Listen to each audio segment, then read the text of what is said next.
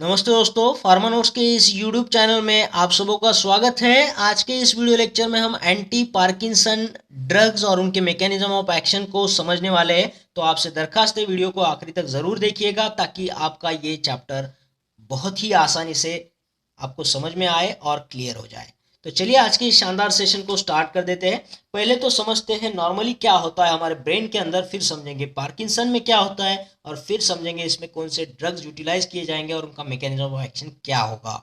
Normally क्या होता है, देखो ब्रेन के अंदर बहुत सारे न्यूरोट्रांसमीटर्स होते हैं, उनका एक दूसरे के साथ में कुछ साइकिल चलता है। तो उसी साइकिल को यहाँ पे डिस्कस करेंगे जो हमारे पार्किंसन से रिलेटेड है। तो नॉर्मली क्या होता है, सब्सटेंशिया नाइग्रा करके एक एरिया होगा, नियोस्ट्रैटम करके एक एरिया होता है ब्रेन के अंदर। तो नियोस्ट्रैटम में जब एसिटिल कोलिन का रिलीज बढ़ जाता है तो ये इनिबिटरी गाबा को सिक्रीट करेगा यहाँ पे सब्सटेंशिया नाइग्रा में। तो वो फिर डोपामाइन और डोपामाइन से इनिबिटरी डोपामाइन रिलीज होगा न्यूरोस्ट्रेटम की तरफ पे, और ये इस पे कंट्रोल करता है एसिटिल कोलिन के रिलीज पर। ठीक है, इससे क्या होता है, डोपामाइन और एसिटिल कोलिन का जो बैलेंस है, जो रेशियो है, वो बिल्कुल इक्विलिब्रियम में होता है, बैलेंस हो जाता है, ताकि हमारे जो फंक्शनिंग है वो नॉर्मली चलता रहे। ठीक है, तो नेक्स्ट हम समझेंगे पार्किंसन में क्या होता है। ठीक है, हमने आपको एक वीडियो में बोला था डोपा, डोपा डो यानी डोपामाइन, यानी पा यानी पार्किंसन। तो पार्किंसन में क्या देना पड़ता है, डोपामाइन, क्योंकि डोपामिनर्जिक न्यूरॉन जो है वो डैमेज हो जाते हैं। अब देखिए ये वही साइकिल है जो आपको डिस्कस किया था हमने अभी। तो यहाँ पे जो सब्सटेंशिया नाइग्रा में जो डोपामाइन के न्यूरॉन्स होते हैं नियोस्ट्रेटम की तरफ जाने वाले, तो बहुत सारे न्यूरॉन सेल जो होते हैं डोपामिनर्जिक न्यूरॉन सेल, वो मर जाते हैं, डेथ हो जाते हैं, डिजेनरेट हो जाते हैं। कुछ ही बचते हैं जिससे डोपामाइन रिलीज होता है। तो ये डोपामाइन बहुत कम होता है इस एसिटिल कोलिन को कंट्रोल करने के लिए, और इनके बीच में जो बैलेंस है वो बिगड़ जाता है। ठीक है, डोपामाइन कम हो जाएगा, एसिटिल लेवल, एसिटिल कोलिन की लेवल जो है बहुत बढ़ जाएगी दोस्तों। यही होता है पार्किंसन। ठीक है, तो ये न्यूरो डिजेनरेटिव डिसीज है, क्योंकि यहाँ पे न्यूरॉन जो है वो डिजेनरेट हो रहे हैं, डिस्ट्रॉय हो रहे हैं। बहुत सारे डोपामिनर्जिक न्यूरॉन यहाँ पे मर चुके हैं, कुछ ही जिंदा है। ठीक है, तो ये पार्किंसन हो गया।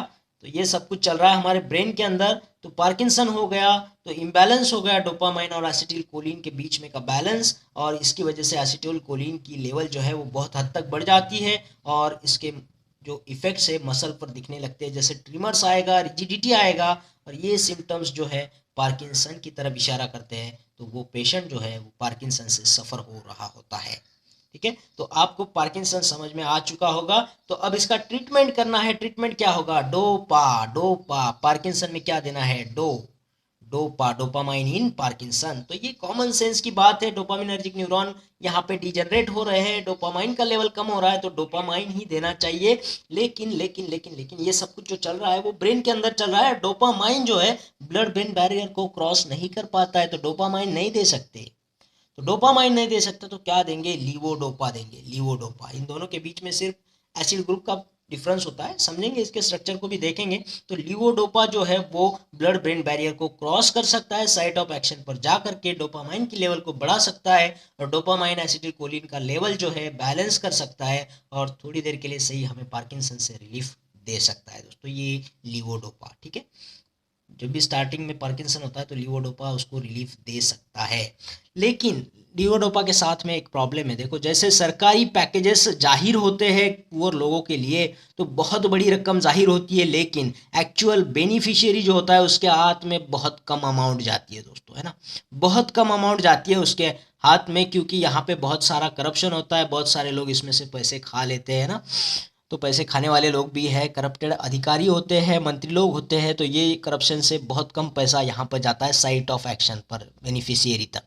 वैसे ही होता है हमारे लियोडोपा के साथ में, आप कितनी भी बड़ी टैबलेट दो, इसका यहाँ पे मेटाबोलाइज करने के लिए, इसको खाने के लिए बहुत सारे एंजाइम्स है, और उसकी वजह से बहुत कम क्वांटिटी जो है ब्लड ब्रेन बैरियर को क्रॉस करके साइट ऑफ एक्शन तक पहुंच सकती है। तो इससे भी बहुत ज़्यादा साइड इफेक्ट होते हैं, जैसे ड्रग ज़्यादा देंगे तो साइड इफेक्ट भी मिलेंगे यार। तो हमें ड्रग का मात्रा भी कम देना है, और वो कम से कम मात्रा जो है पूरी की पूरी हमारे साइट ऑफ एक्शन तक पहुंचने के लिए हमने कुछ ड्रग डिराइव किए हैं जो हम एंटी पार्किंसन में इस्तेमाल करते हैं। तो उनको समझेंगे कि यहाँ पे जो एंजाइम काम कर रहे हैं उसको रोका किस तरीके से जाए, कौन से ड्रग का इस्तेमाल करना पड़े, कौन से एंजाइम काम करते हैं। तो इनको हम यहाँ पे आगे धीरे धीरे समझते हैं। इसे देखिए, ये डोपामाइन का स्ट्रक्चर है जो कि ब्लड ब्रेन बैरियर को क्रॉस नहीं कर पाएगा। ठीक है, ये कैटेकॉल रिंग है, यहाँ पे मोनोअमाइन लगा है, सिंगल अमाइन ग्रुप है। अगर हम यहाँ पे एसिड ग्रुप लगा दे तो वो लियोडोपा का स्ट्रक्चर होगा जो ब्लड ब्रेन बैरियर को क्रॉस कर सकता है। ठीक है, तो ये लियोडोपा हो जाएगा, COH लगा दिया तो लियोडोपा ब्लड ब्रेन बैरियर को क्रॉस कर सकता है। आप समझते हैं इसको जो एंजाइम मेटाबोलाइज करने के लिए रिस्पॉन्सिबल वो कौन कौन से हैं, करप्टेड लोग कौन कौन से हैं यहाँ पे। तो पहले तो डी कार्बोक्सिलेज होगा, डी कार्बोक्सिलेज यहाँ से CO2 निकाल देगा तो इसे डोपामाइन में कन्वर्ट होना पड़ेगा, और डोपामाइन का लेवल बढ़ेगा तो उसके साइड इफेक्ट भी मिलेंगे, नौजिया होगा, वोमिटिंग होगा दोस्तों, क्योंकि हम लियोडोपा बहुत ज़्यादा क्वांटिटी में दे रहा है ना, लेकिन ब्रेन तक वो बहुत कम पहुंच रहा है, तो इसका कन्वर्जन जो डोपामाइन में होगा बहुत ज़्यादा लेवल में होगा, तो साइड इफेक्ट मिलेंगे। नेक्स्ट है यहाँ पे मोनोअमाइन पर जो एंजाइम एक्ट होता है, मोनोअमाइन ऑक्सीडेज टाइप बी। ठीक है, टाइप ए जो है वो नॉरएपिनेफ्रिन और सीरोटोनिन का मेटाबॉलिज्म करेगा, ये डोपामाइन है, तो यहाँ पे माओ टाइप बी वाला एंजाइम काम करेगा और इस अमाइन ग्रुप को अल्डेहाइड ग्रुप में कन्वर्ट कर देगा। फिर ये जो कैटाकॉल रिंग है, जब कैटाकॉल रिंग होता है डोपामाइन जो है कैटाकोलामाइन में आएगा, तो ये कैटाकॉल रिंग पर कैटाकॉल ओ मिथाइल ट्रांसफरेज एंजाइम काम करता है, इस हाइड्रोजन को निकाल के मिथिल ग्रुप लाएगा। तो ये जो है खुद जो कॉम्ट के बाद में एक्ट होने के बाद में जो मॉइटी मिलती है वो लियोडोपा के साथ में कम्पीट करती है ब्लड ब्रेन बैरियर को क्रॉस करने के लिए, जो ज़्यादा होगा वो ब्लड ब्रेन बैरियर को क्रॉस कर जाएगा। तो जाहिर सी बात है ये कॉम्ट से ये कन्वर्ट हो जाएगा मिथिल डेरिवेटिव में, मिथिल डोपा में, तो वो ज़्यादा क्रॉस कर जाएगा, हालांकि लियोडोपा कम क्रॉस कर जाएगा और हमें एक्शन जैसा चाहिए वैसा नहीं मिलेगा दोस्तों। ठीक है, तो इन सारे करप्टेड ऑफिसर पे हमें ईडी लगा देना है, ईडी लगा देते हैं ना हम, कोई करप्टेड ऑफिसर होता है तो उसी तरीके से इन पर भी ईडी लगाए, यानी इनको इनिबिट करना है हमें, ये सारे इनिबिट हो जाएंगे तो हमारा लियोडोपा काफ़ी सेफ रहेगा और जितना दिया है उतना बराबर से साइट ऑफ एक्शन तक पहुंच जाएगा दोस्तों। ठीक है, तो उन इनिबिटर्स को देखते हैं यहाँ पे। तो हमें COMT के इनिबिटर को इस्तेमाल करना है, जैसे कैपोन ड्रग हुए, टोल कैपोन, एंटाकापोन।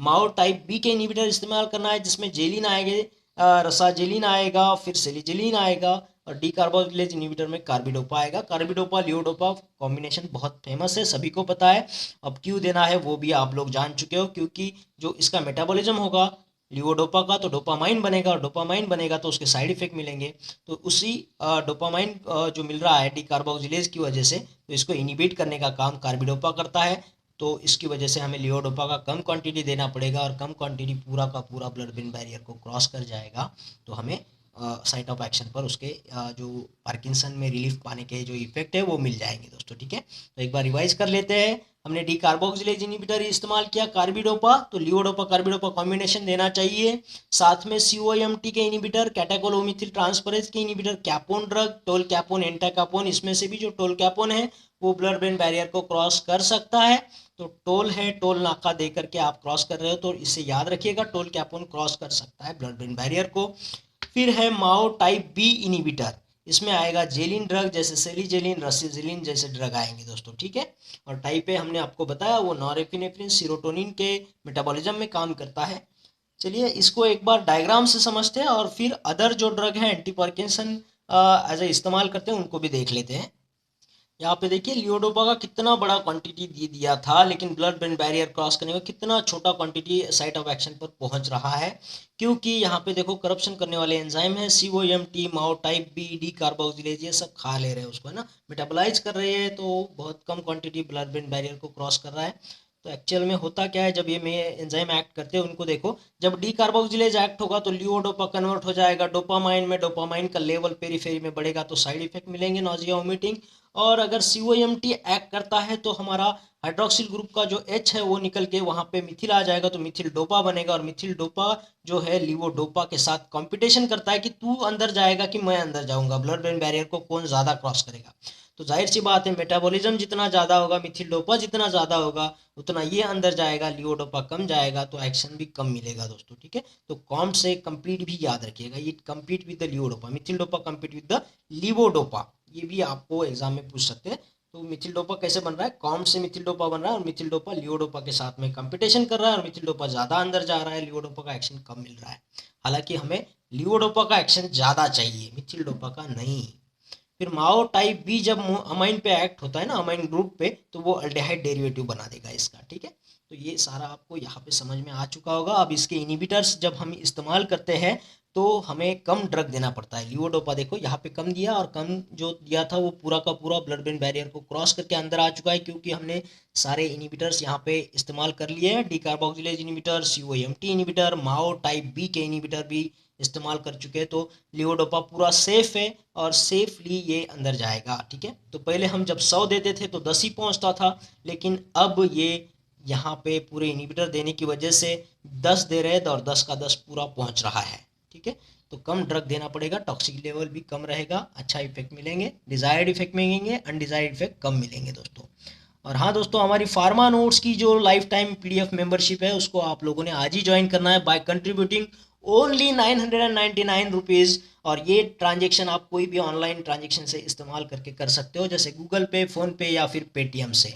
इसके लिए हमारा मोबाइल नंबर नोट कर लीजिएगा 8087339648 पर। जैसे ही आपका ट्रांजेक्शन हो जाता है आपको हमारे प्राइवेट टेलीग्राम चैनल से लिंक किया जाएगा, जहां पे आपको हमारे सारे वीडियोस की PDF फाइल मिलती रहेगी, जो आपको पढ़ाई में काफ़ी सारी हेल्प करेगी दोस्तों, ठीक है। तो आपके दोस्तों में ज़्यादा से ज़्यादा ये शेयर करना है और उनको भी इसका लाभ उठाने देना है दोस्तों, ठीक है। चलिए नेक्स्ट, जो इसके अलावा ड्रग इस्तेमाल करते हैं उनको भी देख लेते हैं। तो इन एंजाइम्स के इनिबिटर्स के अलावा डोपामाइन के एगोनिस्ट का इस्तेमाल भी हो सकता है। डोपामाइन के एगोनिस्ट में हम एर्गोट अल्कलॉइड से एक ड्रग है ब्रोमोक्रिप्टिन, इसका इस्तेमाल होता है डोपामाइन एगोनिस्ट में। ब्रोमोक्रिप्टिन को याद रखिएगा। इसके अलावा कुछ डोपामाइन के एगोनिस्ट है, जैसे अपोमार्फिन हुआ, इंजेक्टेबल फॉर्म में आता है। रोपिनिरोल, रोटिगोटिन जो है ट्रांसडर्मल पैच के फॉर्म में आएगा। प्रामीपिक्सोल, देखो नाम जो है ना हार्ड लगते होंगे, लेकिन इसका मेरा प्रीवियस का एक वीडियो है, इसके क्लासिफिकेशन को हमने डिस्कस किया है, इसमें कौन से ड्रग इस्तेमाल होते हैं उनको डिस्कस किया है, बहुत ही खास स्टोरी के साथ में डिस्कस किया है। उसका लिंक जो है उस वीडियो का मैं डिस्क्रिप्शन बॉक्स में यहाँ पे आपके लिए छोड़ जाता हूँ, तो आप क्लिक करके वो वीडियो को भी देख सकते हो, ताकि ये जो नाम है आपको आसान लगे, ठीक है। चलिए, ये एगोनिस्ट हो गए, तो डोपामाइन का लेवल बढ़ा के ये डोपामाइन एसिटिलकोलिन का जो बैलेंस है वो बराबर कर देंगे और पार्किंसन में रिलीफ मिलेगा। एक ड्रग है जो एंटीवायरल ड्रग होता है और फिर भी पार्किंसन में इस्तेमाल होता है उसका, क्योंकि ये डोपामाइन की लेवल को बढ़ाने में काम आता है। तो उस ड्रग का नाम है एमेंटिडिन, ठीक है। एमेंटिडिन को भी याद रखिएगा, ये एंटीवायरल प्रॉपर्टी भी रखता है और एंटी पार्किंसन प्रॉपर्टी भी रखता है। कुछ एंटी मस्करेनिक ड्रग्स का भी इस्तेमाल होता है इस पार्किंसन में रिलीफ के लिए। क्यों होता है, देखो देखो देखो, हमने बोला था न्यूरोस्टैटिन में डोपामाइन का लेवल कम हो रहा है और एसिटिलकोलिन का लेवल बहुत ज़्यादा बढ़ रहा है, तो ये आगे मसल पर हमें ट्रिमर्स, रिजिडिटी जैसे इफेक्ट दे रहे हैं। तो ये जहाँ एसिटिलकोलिन का लेवल बढ़ता है तो ये मस्करेनिक रिसेप्टर पर जाकर अपनी एक्शन देते हैं दोस्तों, ठीक है। तो ये तो बहुत ज़्यादा क्वांटिटी में बढ़ा है, तो मस्करेनिक रिसेप्टर पर जाकर एक्शन देगा, तो उस एक्शन को रोकने के लिए हम मस्करेनिक रिसेप्टर को ब्लॉक तो कर सकते हैं। तो मस्करेनिक रिसेप्टर के ब्लॉकर्स जो है उसे एंटी मस्करेनिक ड्रग बोलेंगे, और इन ड्रग्स का यही तो यहाँ पे इस्तेमाल है, ठीक है, कि एसिटिलकोलिन का जो इफेक्ट है वो कम मिले। तो उसमें हम कौन से ड्रग इस्तेमाल करेंगे, तो बेंजट्रोपिन आएगा, बाइपिरिडेन, प्रोसाइक्लिडिन, ट्राइहेक्सफेनिडिल जैसे एंटी मस्करेनिक ड्रग्स का हम इस्तेमाल कर सकते हैं एसिटिलकोलिन के इफेक्ट को कम करने के लिए, रोकने के लिए दोस्तों, ठीक है। तो ये सारे drug as a anti Parkinson इस्तेमाल होते हैं, इनके मैकेनिज्म ऑफ एक्शन भी आपको अब पता चल चुके हैं। तो आशा करता हूँ आपको ये वीडियो भी अच्छा लगा होगा, पसंद आया होगा, और अगर ऐसा हुआ है तो इस वीडियो को लाइक करना है, शेयर करना है और कमेंट बॉक्स में कमेंट जरूर करना है दोस्तों। इससे हमारा हौसला और भी बढ़ता है और हम आपके लिए और भी वीडियो बना सकते हैं दोस्तों, ठीक है। तो आप लोगों ने अपने दोस्तों के साथ में भी इस वीडियो को ज़्यादा से ज़्यादा शेयर करना है। और उन लोगों से मेरी दरखास्त है जिन लोगों ने चैनल को अभी तक सब्सक्राइब नहीं किया है, चैनल को सब्सक्राइब कर दीजिएगा, उसके बाद आने वाले बेल आइकन को ज़रूर क्लिक करिएगा। इससे होता क्या है कि आने वाले हर एक वीडियो का नोटिफिकेशन आपको मिलता रहेगा और आपको यूं ही लाभ होता रहेगा दोस्तों। तो फिर मिलते हैं एक और बेहतरीन वीडियो के साथ में, तब तक के लिए थैंक यू।